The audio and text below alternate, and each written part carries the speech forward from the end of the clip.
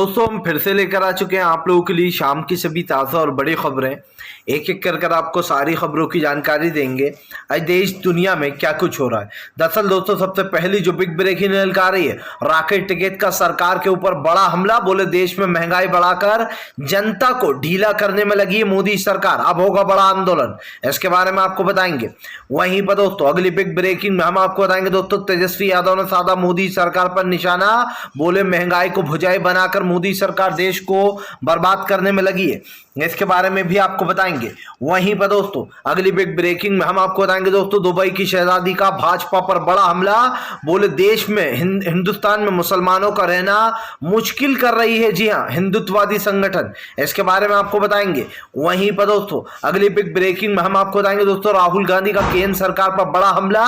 बोले हमारी सरकार में पेट्रोल सिर्फ 70 रुपए लीटर था, इसके बारे में आपको बताएंगे। वहीं पर दोस्तों ममता बनर्जी ने जताई आशंका। बोले बीजेपी देश के लोकतंत्र को खत्म कर देगी अगर विपक्ष एकजुट नहीं हुआ तो। अब दोस्तों एकजुट होने जा रहा है विपक्ष, इसके बारे में भी आपको बताएंगे। वहीं पर दोस्तों ओपी राजभर का योगी आदित्यनाथ के ऊपर बड़ा हमला। बोले देश में फ्री इलाज, फ्री शिक्षा और छुट्टे सांडों से निजात मिले, इसके बारे में भी बताएंगे। वहीं पर स्मृति ईरानी के ऊपर दोस्तों आपको बता दें जमकर गरजे, जी हां, कांग्रेस के नेता। बोले कहां गई वो मैडम जो 410 रुपए की टंकी पर बवाल किया करती थी, इसके बारे में भी आपको बताएंगे। वहीं पर दोस्तों वेंकैया नायडू का वीडियो वायरल। पेट्रोल डीजल पर विपक्ष बात करना चाहता था लेकिन वेंकैया नायडू ने मना कर दिया, जिसके बाद दोस्तों ये वीडियो सोशल मीडिया पर वायरल हो गया और क्या कह रहे हैं लोग इसके बारे में भी बताएंगे। वहीं पर अगली बिग ब्रेकिंग में हम आपको बताएंगे दोस्तों पेट्रोल डीजल के दाम ने मारी सेंचुरी, फिर भी चुप क्यों मोदी सरकार। जब दोस्तों जगह जगह पेट्रोल के दाम, कच्चे तेल के दाम कम है, उसके बावजूद भी आखिरकार दाम क्यों बढ़ाया जा रहा है, इसके बारे में भी बताएंगे। वहीं पर अगली बिग ब्रेकिंग में हम आपको बताएंगे दोस्तों तेजस्वी सूर्या ने एक बार फिर से हिंदू मुसलमान करने की कोशिश। मस्जिद के सामने, जी हां, मस्जिद के सामने जुलूस निकाल रहा था, वहां पर नारेबाजी की इसने, इसके बारे में भी आपको बताएंगे। वहीं पर अगली बिग ब्रेकिंग में हम आपको बताएंगे दोस्तों एक बार फिर से छिड़ा एनआरसी सीडब्ल्यूए का जिक्र। हेमंत विश्वकर्मा बोले एनआरसी और सीडब्ल्यूए शुरुआत से आना चाहिए, इसके बारे में भी आपको बताएंगे। तो सारी खबरें दोस्तों फटाफट अंदाज में देंगे, एक एक कर देंगे। फिलहाल चलिए बढ़ते हैं सबसे पहली और सबसे बड़ी खबर की ओर। दरअसल दोस्तों आपको बता दें एक बार फिर से अखिलेश यादव के निशाने पर आई भाजपा। अखिलेश ने साधा बीजेपी के ऊपर अपना निशाना। जी दरअसल दोस्तों अखिलेश यादव ने एक बार फिर से बीजेपी को कटघरे में खड़ा कर दिया। अखिलेश ने कहा कि पिछले सालों में और अब की बार में कोई फर्क नहीं है, पिछली बार भी कानून व्यवस्था जीरो थी, इस बार भी जीरो ही है। युवा लगातार आत्महत्या कर रहे हैं, देश में महंगाई बढ़ती चली जा रही है, लेकिन केंद्र की मोदी सरकार और राज्य की योगी बाबा सरकार दोनों चुपचाप बैठे हैं। अखिलेश ने कहा कि दो तरफा शक्ति होने के बाद भी देश के ये हालात है। अगर इस सरकार की पूरे जगह जगह पर इनकी सरकार होती तो ये देश को बेच खाते पूरा। हालांकि देश तो यूं भी बिक चुका है दोस्तों। अखिलेश यादव ने कहा कि अब मजबूती से लड़ना होगा। अब वो समय गया जब हम ट्वीट कर दिया करते थे, अब वो समय गया जब एक मुद्दा उठाकर सरकार पर निशाना बोलते थे उसके बाद वापस निकल जाया करते थे। अब तो पूरे 5 साल लड़ाई लड़नी होगी। अखिलेश ने कहा कि इतनी जल्दी भारतीय जनता पार्टी जो यहाँ पर सत्ता को छोड़कर नहीं जाने वाली, इसको हमें हराना होगा और हर हाल में हराएंगे। अखिलेश ने कहा कि हमने बीजेपी के वोट परसेंटेज कम कर दिया, इसका साफ मतलब है कि जनता हमारे साथ है। अखिलेश ने कहा आने वाले समय में बीजेपी का सफाया करना ही हमारा लक्ष्य है, क्योंकि इस देश में महंगाई, बदहाली और बेरोजगारी लोगों की जान ले रही है। आज जिस तरीके से युवाओं की जान जा रही है, इसको लेकर दोस्तों अखिलेश यादव ने बहुत ज़्यादा दुख भी जताया। अखिलेश ने कहा कि हम बहुत ज़्यादा दुखी हैं कि आज युवा आत्महत्या कर उसका कैरियर नहीं बन पा रहा है, तो वो लगातार अपनी जान गंवा रहा है। चलिए बढ़ते हैं एक और अगली बिग ब्रेकिंग की तरफ। बता दोस्तों अगली जो बड़ी खबर निकल कर आ रही है, आपको बता दोस्तों किसान नेता राकेश टिकैत बोले देश में महंगाई बढ़ाकर आम जनता की जेब को काटने का काम कर रही है बीजेपी, अब देश में होगा एक बड़ा आंदोलन। जी हाँ, आपको बता दोस्तों राकेश टिकैत ने कहा कि अब बात सिर्फ किसान की नहीं रह गई है, अब बात पूरी जनता की रह गई है, पूरी कौम की हो गई है। चाहे हिंदू हो, मुसलमान हो, सिख हो, ईसाई हो, अब हर कोई मोर्चे में शामिल होगा। राकेश टिकैत ने दोस्तों कहा है कि अब सिर्फ किसान मुद्दा नहीं, अब तो कई कई मुद्दे उठेंगे जो देश में चल रहा है, उस पर भी चर्चा होगी। रॉकेट टिकट ने कहा कि अब एक ऐसा आंदोलन होगा जिसको दुनिया याद रखेगी। यह आंदोलन छोटा मोटा नहीं, बहुत ही बड़ा होगा। रॉकेट टिकट ने कहा कि इस आंदोलन में सब लोग शामिल होंगे, हिंदू से लेकर मुसलमान, मुसलमान से लेकर ईसाई और जो गुरु सब धर्म के लोग, पंजाबी। अब दोस्तों साफ दिखाई दे रहा है रॉकेट टिकट के बयान ने बीजेपी की मुश्किलें बढ़ा दी हैं। किसान नेता रॉकेट टिकट एक ऐसे नेता भी हैं जो बीजेपी के ऊपर हमेशा भारी पड़ते हैं। आपको बताता चलूं दोस्तों, भारतीय जनता पार्टी देश में सांप्रदायिकता और नफरत फैलाने की कोशिश करती है। यही कारण है जो बीजेपी की जो वोट परसेंटेज है दोस्तों वो कम होती जा रही। मैं मानता हूं कि बीजेपी दोस्तों 4 जगह जीत गई है, लेकिन इसमें कई जगह बेईमानी भी की गई है और कई जगह दोस्तों आप समझ सकते हैं कि बीजेपी ने लोगों के दिमाग में क्या भर रखा है, इसीलिए ये सब कुछ है। लेकिन दोस्तों कहते हैं कि जब किसी चीज को आप जीतने निकलते हो तो उसकी कोई सीमा नहीं होती, उसका कोई वक्त तय नहीं होता कि आपको कब कौन सा पद मिलेगा। जी हाँ, आप अपनी मेहनत करते चले जाते हो और आपको तरक्की मिलती चली जाती है। यहाँ पर भी दोस्तों आपको यही करना है, आपको मेहनत करते जाना है और बीजेपी सत्ता से बाहर होगी, क्योंकि मोदी अचूक तो है नहीं दोस्तों कि उनको कोई हरा नहीं पाएगा। फिलहाल खैर चलिए हम बढ़ते हैं दोस्तों एक और अगली बिग ब्रेकिंग की तरफ। बता दोस्तों के लिए जो बड़ी खबर निकल कर आ रही, मोदी सरकार ने फिर से कटवा दी देश की नाक। जी है दोस्तों, आपको बता सऊदी अरब की जो शहजादी है प्रिंसेस, उन्होंने दोस्तों फिर से एक बार मुस्लिमों को लेकर चिंता जताई है। आपको बता दें दोस्तों, पहले इन देशों में हमारे देश का काफी नाम था, हमारे देश पर काफी इज्जत किया करते थे लोग। लेकिन दोस्तों अब आप समझिए, दुबई की प्रिंसेस ने एक लिस्ट जारी की है। उन्होंने दोस्तों इस लिस्ट में सारे मुस्लिम देश जितने भी, चाहे कुवैत हो, सऊदी अरब हो, ईरान हो, इराक हो, काबुल हो, जितने भी पाकिस्तान हो, जहां जहां दोस्तों हिंदू भाई काम कर रहे हैं, वो लिस्ट एक जारी की और उन्होंने बताया कि इन सारे मुस्लिम देशों में इतनी इतनी क्वांटिटी में हिंदू रह रहे हैं। आप ये लिस्ट देख सकते हैं दोस्तों। इस लिस्ट में उन्होंने कुवैत से लेकर तो सारे जगहों का बताया है कि यहाँ पर इतने हिंदू काम कर रहे हैं, यहाँ पर इतने हिंदू भाई हैं, यहाँ पर इतने हिंदू भाई हैं। लेकिन हमने कभी मुस्लिम कंट्री में ये नहीं कहा कि हिंदुओं को निकालो यहाँ से। लेकिन जिस तरीके से भारतीय जनता पार्टी मुसलमानों को निकालने की कोशिश कर रही है, खास कर दोस्तों देश में जो माहौल बनाया जा रहा है वो आपके सामने है। ये आपने भी देखा दोस्तों कि भारतीय जनता पार्टी ने किस तरीके से जो यहाँ पर ये राजनीति की है। तो क्या दोस्तों इस चीज़ को भुलाया जा सकता है कि बीजेपी धीरे धीरे कर देश का माहौल बिगाड़ने की कोशिश कर रही है। और दोस्तों समझिए, सऊदी अरब की प्रिंसेस जब ये कह रही है तो हमारे देश की कितनी नाक कटी है वहाँ पर, ज़रा सोचिए। ऐसे पहले दोस्तों हिंदू मुसलमान कभी नहीं होता था, देश में एक भाईचारा हुआ करता था, लेकिन उस भाईचारे को दोस्तों पूरी तरीके से ख़त्म कर दिया गया है। यहाँ तक कि दोस्तों आप समझिए पाकिस्तान कितना टुच्चा देश है। पाकिस्तान में जो यहाँ पर हमारे देश के ऊपर बार बार हमले करता है, लेकिन दोस्तों पाकिस्तान तक में हिंदू मुसलमान नहीं होता। जी हाँ, आप समझिए। लेकिन हमारे देश में पता नहीं क्यों हिंदू मुसलमान हो रहा है, और जब से भारतीय जनता पार्टी आई है तब से उसने लोगों के दिलों में नफरत पैदा कर दी है। चलिए बढ़ते हैं एक और अगली बिग ब्रेकिंग की तरफ। बता दोस्तों अगली जो बड़ी खबर निकल कर आ रही, ममता बनर्जी का सारे विपक्ष से हाथ जोड़कर अपील। बनर्जी ने बोला मोदी सरकार पर हमला, बोले इस देश के लोकतंत्र को खत्म कर रही बीजेपी की सरकार, अब वक्त आ गया है एकजुट होने का। दरअसल दोस्तों एक बार फिर से ममता बनर्जी ने सारे विपक्ष को एक चिट्ठी लिखी है। दीदी का कहना है कि फिर से एक बार सबको एकजुट होने का समय आ गया है। भारतीय जनता पार्टी इस देश के लोकतंत्र पर हमला कर रही है और ये हम होने नहीं देंगे।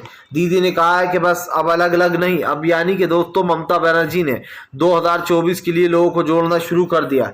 जाहिर सी बात है दोस्तों 2024 का जो चुनाव है वो बहुत ही महत्वपूर्ण हो जाता है। महत्वपूर्ण इसलिए भी दोस्तों क्योंकि अब लोकतंत्र दांव पर लग गया है। लोकतंत्र दांव पर ऐसे लग गया है दोस्तों कि बीजेपी अगर एक और बार सत्ता में आ गई तो ये समझ लीजिएगा कि ये हिंदू राष्ट्र बना दिया जाएगा हमारे भारत को, और यहाँ की जो खूबसूरती है, यहाँ की जितनी भी चीज़ें उनको ख़त्म कर दिया जाएगा। धीरे धीरे कर भारतीय जनता पार्टी दोस्तों देश का विनाश कर रही है, और अब इस विनाश को रोकने के लिए सिर्फ एक ही चीज़ है कि मोदी को सत्ता से हटाया जाए। और मोदी सरकार को सत्ता से हटाने के लिए दोस्तों अब ममता बनर्जी ने एक कदम आगे बढ़ा लिया। दीदी ने सारे विपक्ष से ये अपील की है कि वो किसी भी हालात में सब लोग एकजुट हो जाएं।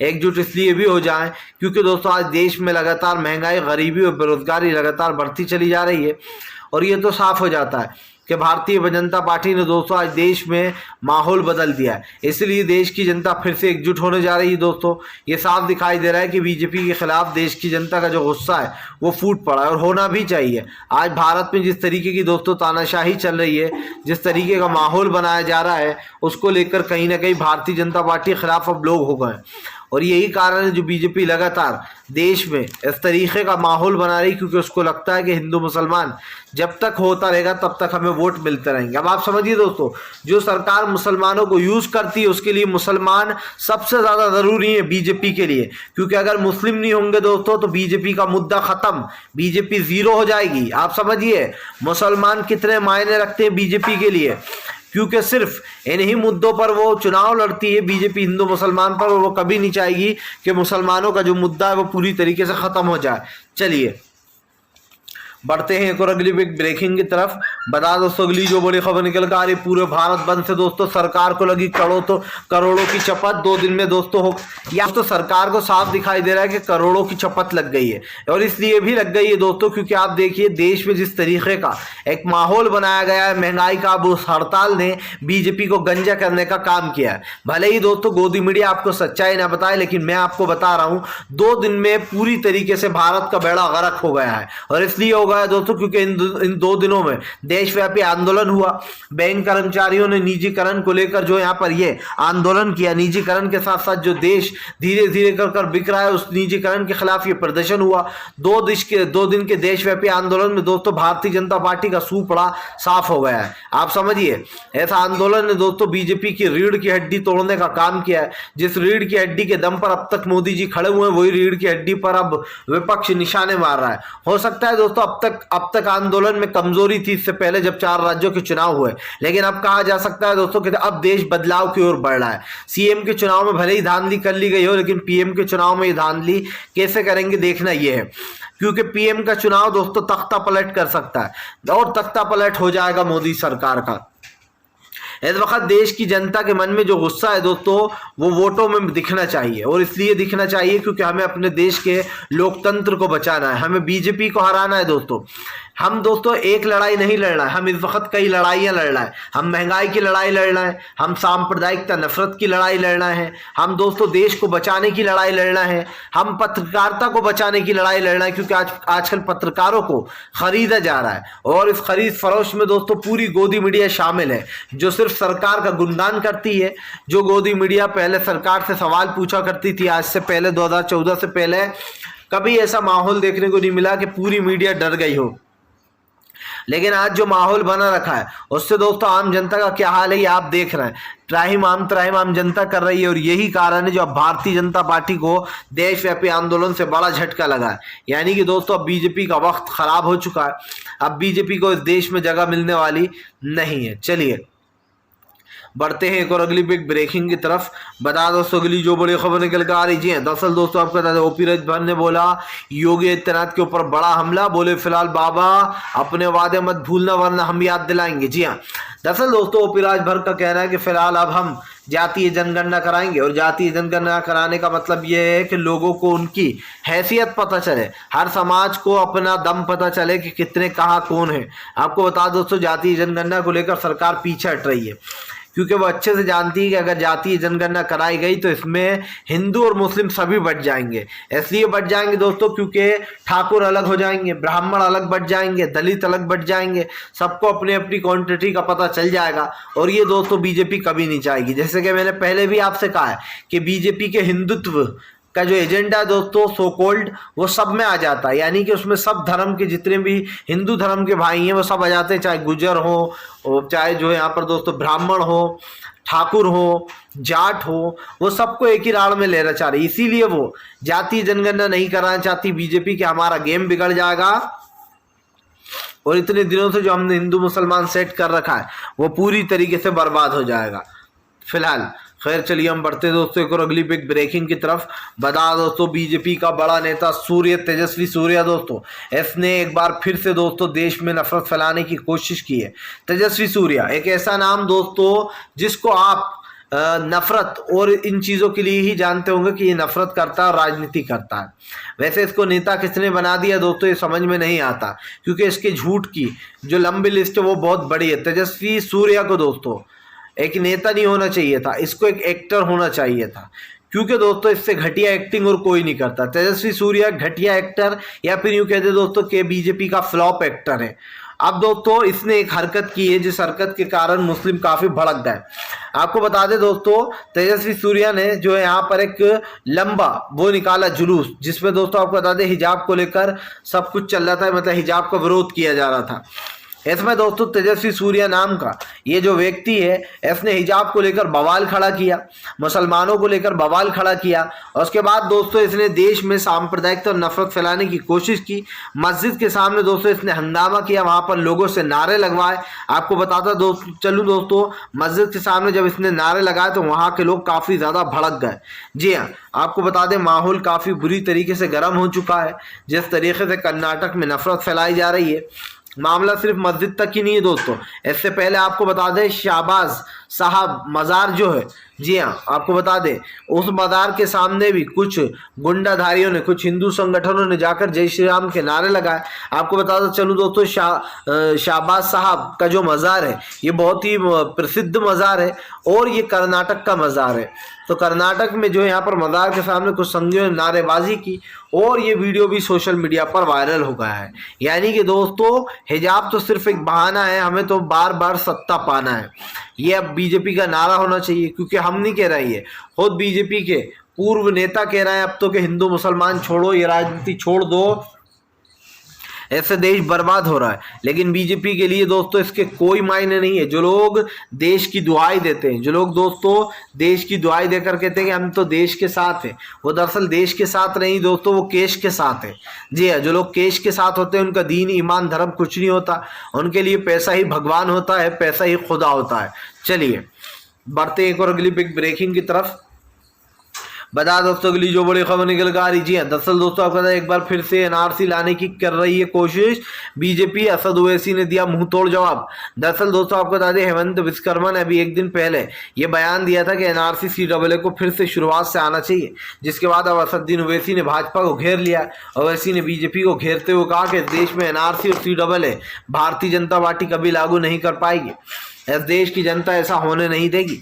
ओवैसी ने कहा कि अगर ऐसा हुआ तो सबसे पहले हम ही सड़कों पर उतरेंगे और सड़कों पर दिखाई भी देंगे। आपको बताता चलूं दोस्तों, साल 2017 की बात है जब मोदी सरकार एनआरसी लेके आई थी 2019 में दोस्तों एनआरसी आया था। 19 से पहले ही ले लीजिए, क्योंकि 2019 में तो कोरोना दस्तक दे दी थी, लेकिन आज जब शुरुआत हुई थी तब तक चल रहा था ये आंदोलन। अब दोस्तों जब एनआरसी लाया गया तो उसके ऊपर बवाल खड़ा हुआ, देश के अल्पसंख्यक परेशान हो गए कि हमारे पास तो भैया जन्म प्रमाण पत्र ही नहीं, हम कैसे साबित कर देंगे कि हम जो है यहाँ पर भारतीय हैं। और यही कारण था दोस्तों जो सरकार को एक बड़ा झटका लगा, पूरे देश में एक आंदोलन शुरू हुआ। आंदोलन इतना बड़ा हो गया दोस्तों कि भारतीय जनता पार्टी को बड़ा झटका लग गया, और यही कारण है जब बीजेपी को दोस्तों पूरी तरीके से फेल कर दिया था उस आंदोलन ने। कहीं ना कहीं उस आंदोलन के बाद दोस्तों किसान आंदोलन हुआ, उसमें भी बीजेपी फेल हो गई। उसने कोशिश बड़ी की इस आंदोलन को ख़त्म कराने की कि किसी तरीके ख़त्म हो जाए, लेकिन वो आंदोलन ख़त्म नहीं हुआ। हालांकि लास्ट में उसे इसलिए ख़त्म कर दिया गया क्योंकि सरकार मान गई थी। पर सवाल यही है दोस्तों कि अगर सरकार मान गई थी तो सरकार अब ये बवाल खड़ा क्यों कर रही है, ये सवाल उठना चाहिए। ये सवाल आपके भी जहन में है, ये सवाल मेरे भी जहन में है, और ये सवाल दोस्तों आप और हम अच्छे से जानते हैं कि देश में क्या हो रहा है। फिलहाल दोस्तों हम तो यही कहेंगे कि अगर आपको हमारा वीडियो अच्छा लगे तो इसको लाइक करें, चैनल पर पहली बार आए तो सब्सक्राइब करें, पास में एक घंटी आएगी।